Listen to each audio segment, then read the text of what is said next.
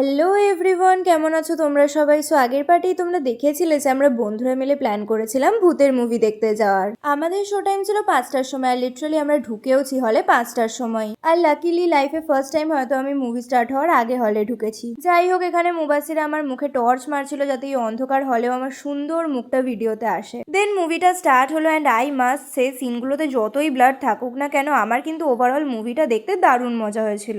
ইতিহাস সাক্ষী রয়েছে, বন্ধুদের সাথে ভূতের মুভি দেখতে গেলে সেটা ভূতের মুভি কম আর কমেডি মুভি বেশি হয়েছে, অ্যান্ড লিটারালি আমাদের সাথে সেটাই হয়েছিল। মানে যতক্ষণ মুভি চলছিল সারাক্ষণ মনে হয় আমরা হলের মধ্যে বসে শুধু হেসেই গেছি, হলের লোকগুলো পর্যন্ত মনে হয় আমাদের পাগল ভাবছিল। পার্সোনালি আমার তো মুভিটা খুব ভালো লেগেছিল, আর বন্ধুদের সাথে গেছিলাম বলে আমি আরো এনজয় করেছিলাম। দেন ইন্টারভ্যালের সময় আমরা সবাই বাইরে বেরিয়েছিলাম, কাজ এত হাসাহাসি করে আর এত কথা বলে আমাদের সবারই জল তেষ্টা পেয়ে গেছিল।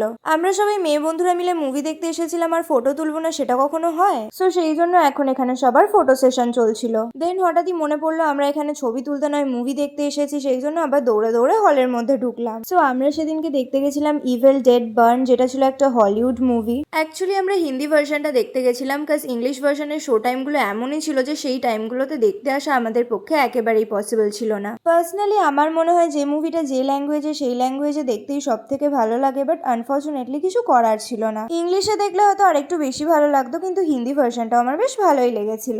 আমরা 5জনই একদম লাস্ট পর্যন্ত ছিলাম, আর তোমরা দেখতেই পাচ্ছ এখানে পুরো হলটাই ফাঁকা হয়ে গেছিল। মানে লিটারালি আমরা 5জন ছাড়া হলে তখন আর কেউ ছিল না।